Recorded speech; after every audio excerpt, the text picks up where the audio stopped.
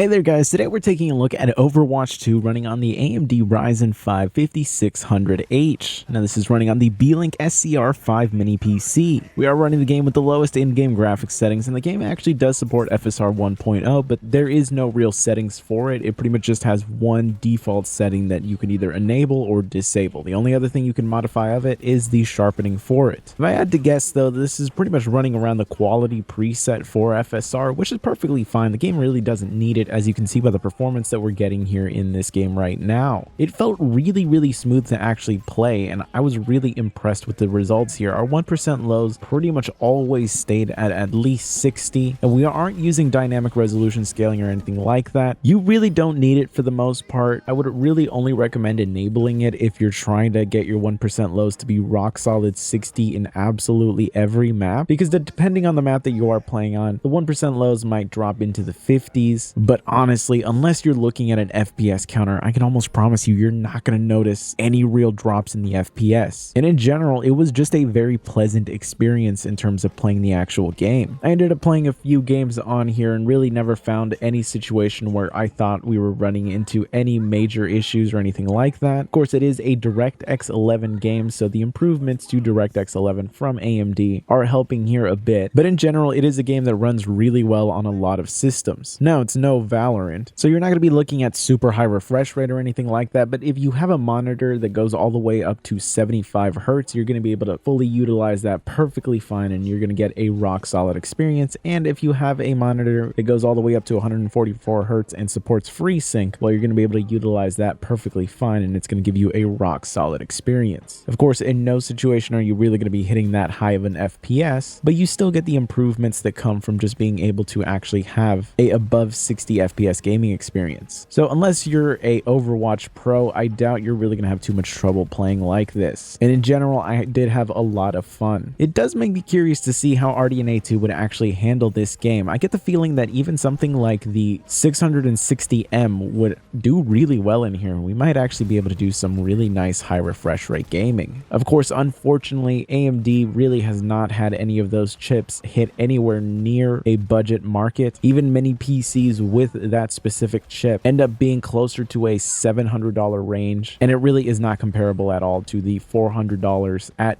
worst that you're going to be spending here, which $400 is still a great value, but this mini PC goes on sale all the time for around $350, and at that price point, it is really insane performance per dollar, especially if you're just looking to play a lot of esports titles. In general, though, I think you're going to find very little to complain about here, and considering the game is now free to play, it really is a no-brainer, although I could completely understand if you are completely against playing this game just because of the really toxic battle pass system, as well as just how grossly expensive the skins are here. Now, I understand that none of that really affects the gameplay, but considering that they now sell you for ridiculous prices skins that were pretty much free to grab 4 years ago, it is a bit ridiculous to try to support this game. But of course, not everybody really cares about that stuff, and at the end of the day, if you're just looking to have fun with your friends, do you really care about all of that? I understand that a lot of us have convictions and stuff like that about gaming, and we take it very seriously, but I completely understand if you're just a normal person that wants to enjoy your games. So I really wouldn't hold it against you if you're just looking to have some fun. I actually have friends that almost exclusively play Overwatch 2 and don't really play any other games. It would be kind of ridiculous to sit there and tell them, hey, don't play this because the skins are grossly expensive and the battle pass can be predatory. At the end of the day, they probably don't even care about that.